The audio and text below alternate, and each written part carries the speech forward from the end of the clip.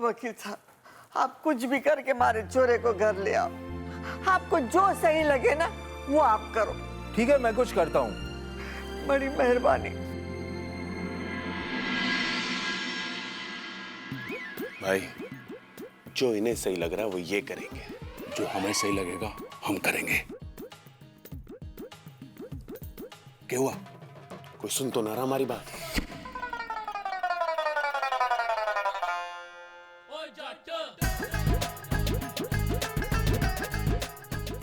तुम्हारा बाप सुन रहा।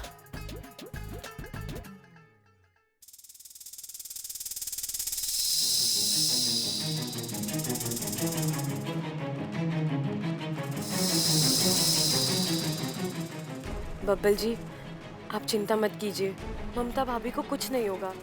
मैं उन्हें कुछ नहीं होने दूंगी। बस कुछ समय की बात है। बब्बल जी, बहुत जल्दी आप दोनों अपने घर में होंगे, आपके अपनों के साथ, और ये आपकी इच्छा का वादा है। अच्छा,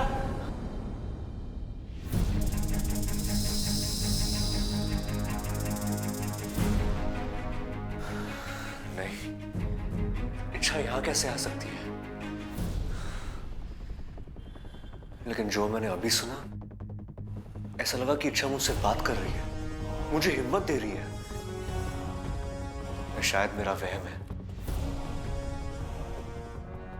इच्छा का सिर्फ एहसास मुझे इतनी हिम्मत दे गया कि अब मुझे यकीन है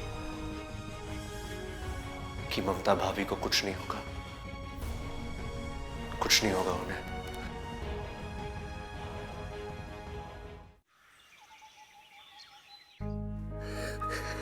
कहाँ मम्मी?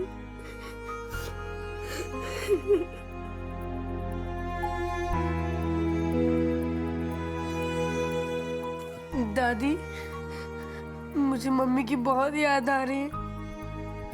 हाँ छोरा, हम सबको भी उसकी बहुत याद आ रही है। उसके बिना जीने की आदत ही ना है।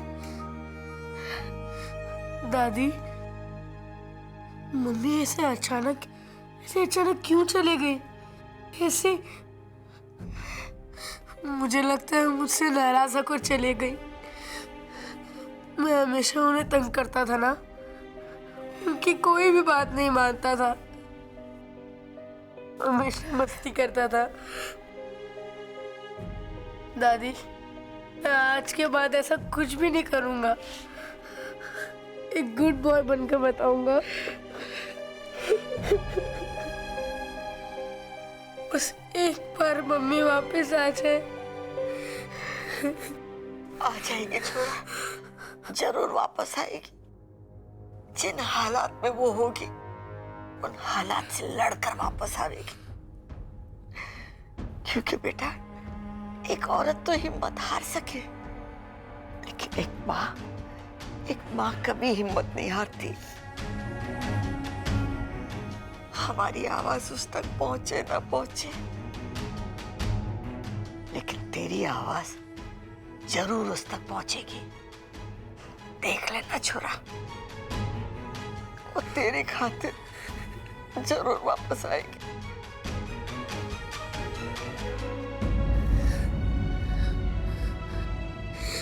मम्मी, अब जहाँ कहीं भी हो, ख्याल रखना। आपको पता है, मैंने इच्छा से भी कहा है आपको ढूंढ के लाने के लिए, क्योंकि जहाँ कोई नहीं पहुंच सकता, वहां इच्छा पहुंच सकती है। वो आपको जरूर ढूंढ के लाएगी, जरूर ढूंढ के लाएगी।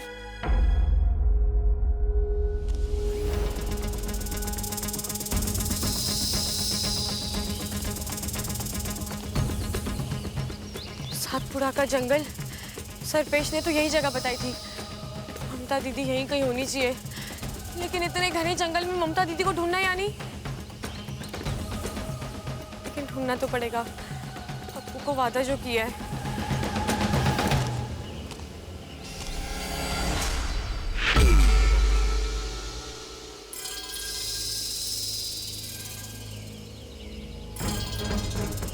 ये तो ममता दीदी की चूड़ी है।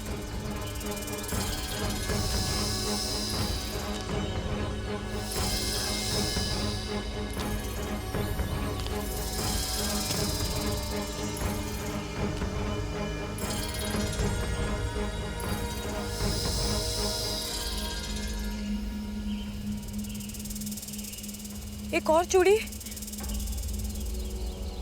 यानी ममता दीदी आस पास है।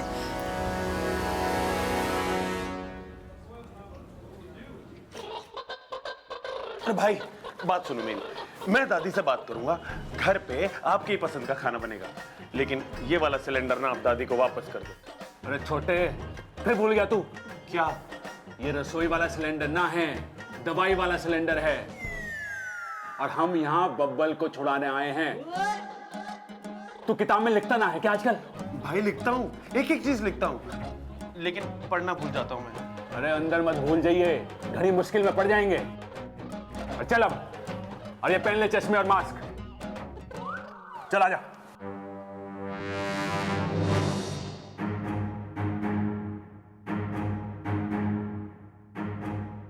सलाम साहब। अरे अरे अरे अरे, कौन हो तुम लोग और बिना परमिशन के अंदर कैसे आ गए? अरे भाई, आपने जो मुझे बाहर समझाया था मुझे सब याद है। ये उल्टे सीधे सवाल पूछ के मुझे कंफ्यूज क्यों कर रहा है? चुप कर छोटे जी, हम वो दवाई छिड़कने आए। अरे यहाँ कोई पेस्ट कंट्रोल नहीं कराना है। टेस्ट? ना ना, आपको टेस्ट करने की जरूरत ना है, ये तो मच्छर और खटमल टेस्ट करेंगे। अरे मैं टेस्ट नहीं, मैं बात कर रहा हूँ पेस्ट की। ओ गेस्ट, अरे छोटे, ये हमें गेस्ट समझ रहे हैं, इसीलिए हमारी खातिरदारी करना चाहें। बड़े अच्छे आदमी हैं इंस्पेक्टर साहब। अरे अगर ये इतने अच्छे आदमी हैं तो बब्बल को अंदर करने की बेवकूफी कैसे करी इन्होंने? हैं? क्या कहा तुम लोगों ने? बबल? क्या लगते हो तुम लोग बबल के? छोटे, बटन दबाओ। अरे अरे अरे, क्या करो? पकड़ो इसको।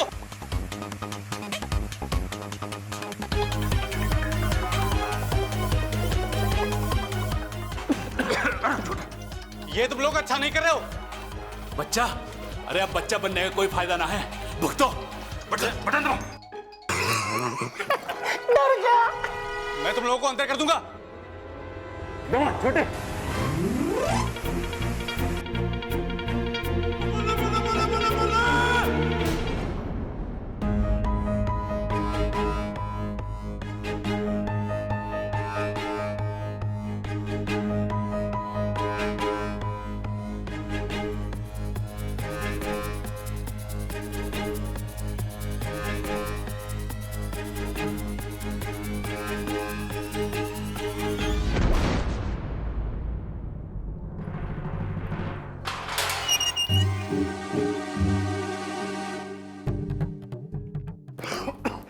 अरे बब्बल, उठ जा भाई, घर जाके आराम से सो जाना।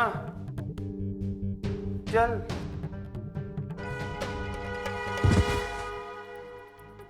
ये देखो, ये भी सो गया। अरे हमारे घर में एक मैं ही हूं जिसे बेवक्त नींद ना आती।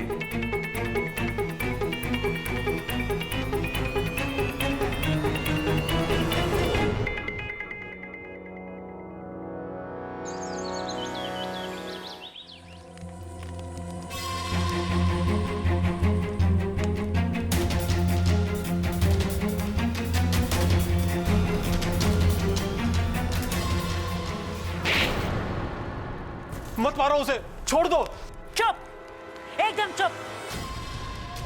बोल और सच बोल, क्या नाम है तेरा? कहाँ से आई है तू? रोहतक से लेके कुताना गांव से। मैंने कहा ना, सच बोल।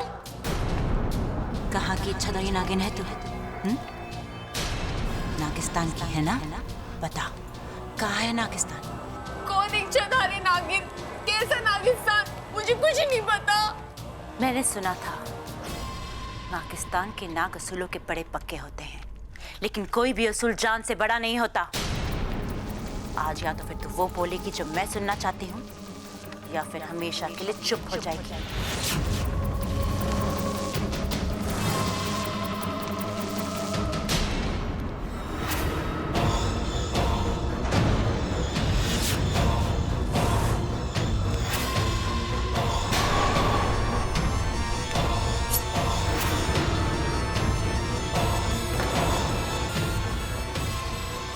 एक ही बात में तेरी विषग्रंथि बहार। अमृता, मेरा विश्वास करो। तुम क्या बोल रही हो? मेरी कुछ भी समझ में नहीं आ रहा। तुम मुझसे चाहती क्या हो? नागिस्तान का पता बता। विशाली, एक लड़की हमारी गुफा की तरफ बढ़ रही है और उसके साथ सैकड़ों नाग हैं। लगता है वो हमें खत्म करने के अभियान पर निकले हैं। मुझे लगता है कुछ गड़बड़ है। हमें हमारा ठिकाना बदलना होगा।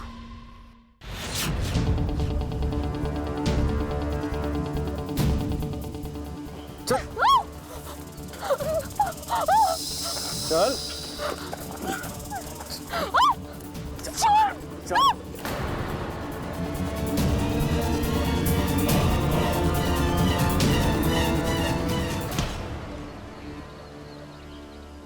ममता दीदी,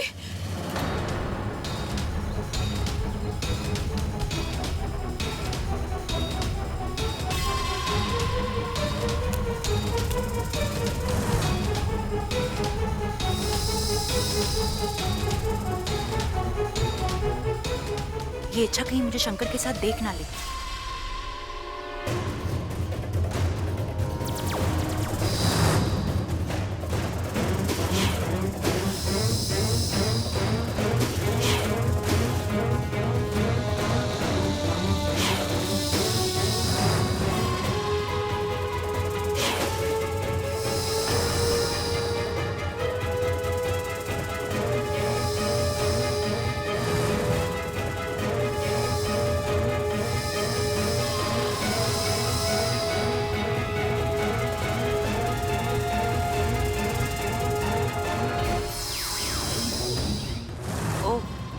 तो ये इच्छाधारी नागिन है।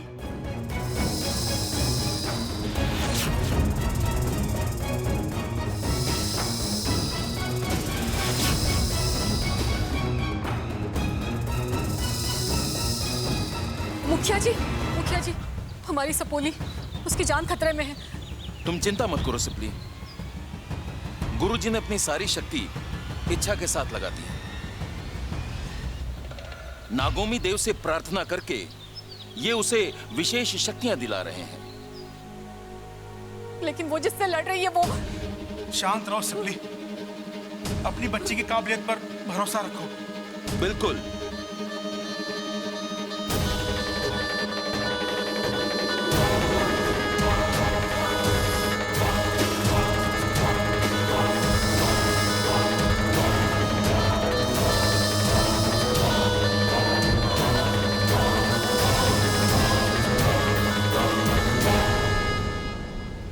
खतरा टल चुका है। इच्छा अब सुरक्षित है।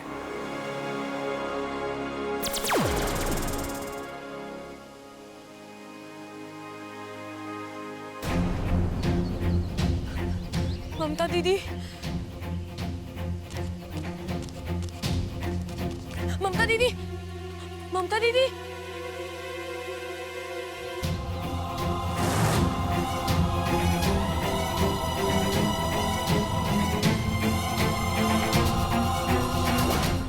हो ना हो ये इच्छा जरूर नागिस्तान की इच्छाधारी नागिन है।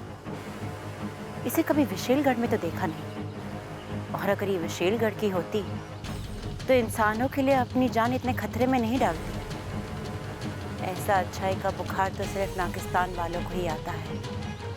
क्या करूं, इसे अभी कब्जे में लूं कि नहीं? इससे जबरदस्ती कुछ भी बुलवाना मुश्किल होगा। ये गैरों के लिए इतना लड़ती है तो अपनों के लिए जान दे देगी, पर कुछ बोलेगी नहीं। क्या सोच रही हो सिपली? खतरा भी टला नहीं है मुखिया जी। विशालगढ़ वालों को इच्छा का सच पता चल गया है। सिपली का डर सही है मुखिया जी। अब वो इच्छा को परेशान करेंगे और उसके जरिए हम तक पहुंचने की जरूर कोशिश करेंगे। ये इतना आसान नहीं है। विशैलगढ़ और नागिस्तान दोनों अलग अलग प्रदेश हैं। यहाँ के नाग एक दूसरे को तब तक नहीं पहचानते जब तक वो एक दूसरे को अपना अपना रूप बदलते हुए ना देख ले। इसीलिए अगर विशैलगढ़ का कोई भी इच्छा के आसपास भी हो तो भी इच्छा उसे पहचान नहीं पाएगी। तो फिर इसका हल क्या है मुखिया जी?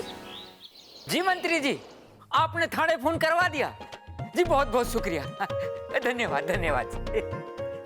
माँ, मंत्री जी ने पुलिस थाने फोन करा दिया, चिंता मत कर, सब ठीक हो जाएगा। अरे क्या जरूरत थी इन दोनों को वहां जाने की और अपनी अक्ल लड़ाने की। खुद की धोती तो संभाल ही ना जावे, चले दूसरे को सहरा पहनाने। अरे वाह, भोले हैं। भाई की जुदाई बर्दाश्त नहीं हुई तो चले गए, माफ कर दे। अरे मैं तो माफ कर दूं खड़क, लेकिन पुलिस को थोड़ी पता है कि दोनों कैसे बावले हैं। अगर ताव में आके कुछ उल्टा सीधा हो गया तो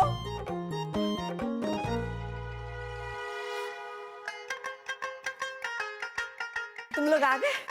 जीते रहो, जीते रहो। कमाल हो गया आज तो, मंत्री जी की कृपा, शिव जी की कृपा से जल्दी हो गई है, धन्य है। हाय मेरे बच्चों, तुम लोगों को मारा पीटा तो नहीं पुलिस ने? अरे पुलिस हमें क्यों मारेगी माँ? अरे तुम सब जेल में जो थे। अरे माँ, खेल में ना थे, जेल में थे हम। ए भाई, तेरी माँ भी तो यही कह रही है, चुप कर। अरे माँ, पिताजी हम सब बिल्कुल ठीक है। आपके एक फोन ने सारा काम आसान कर दिया। देखा? शुक्र है भगवान का, एक बला तो टली। बस अब ममता खैरियत से वापस आ जाए। कहाँ चली गई, कहाँ ढूंढे उसको? अरे अरे नाना भैया, कहाँ घुसे चले आ रहे हो? पता ना है घर में कितनी टेंशन चल रही है और तुम खटिया बेचने आ गए। चलो चलो चलो, ना चाहिए। प्रबल भैया ठीक से देखिए, ये सिर्फ खटिया नहीं है, खटिया पर आपकी बीवी भी है।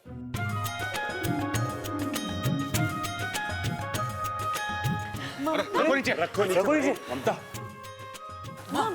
ममता, अच्छा मम्मी आंखें क्यों नहीं खोल रही है? अप्पू, ममता दीदी बेहोश है, मैंने डॉक्टर को भी बुलाया, वो आते ही होंगे। लगता है ममता सो रही है। अरे भाई, बाहर इतनी ठंडी हवा चल रही है, भाभी को नींद आ गई होगी। आप आवाज दो, जरूर जाग जाएगी। भाग जाएगी? ना, फिर तो सोने दे इसे। रे भाई, तेरे कानपुर में हड़ताल है ना, तू जानता है ना? चुप कर। ए छोरी, ये सब कैसे? दादी, ममता दीदी को कुछ गुंडे उठाकर ले गए थे, अचानक वहां मेरी नजर पड़ी तो तूने उनके साथ दो हाथ करके ममता की जान बचा ली। देखा माँ, संगत का असर। छोरी मेरी तरह बहादुर हो गई है।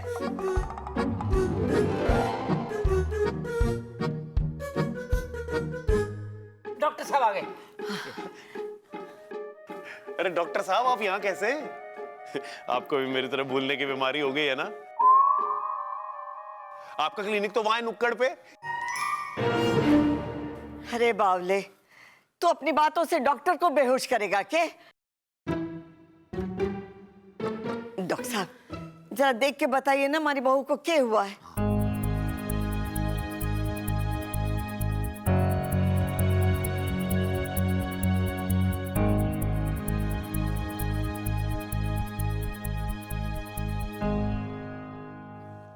चिंता की कोई बात नहीं है। मैं इन्हें इंजेक्शन दे देता हूं, थोड़ी देर में होश आ जाएगा।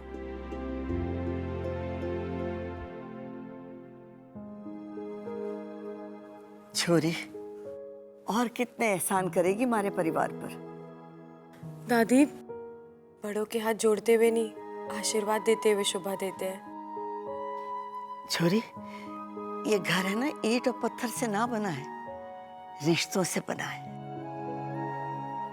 एक को भी आंच आवे ना तो पूरे परिवार की सांस अटक जावे। आज तूने ममता की जान बचाकर हम सबकी जान बचाई है। हमारे पास तुझे देने के लिए तो कुछ ना है, बस आशीर्वाद देती हूँ कि तेरे मन की मुराद पूरी हो और तू हमेशा खुश रहे। दादी, आपने मेरे सर पे हाथ रख दिया, बस मेरी सारी मुराद पूरी हो गई और मुझे कुछ नहीं चाहिए।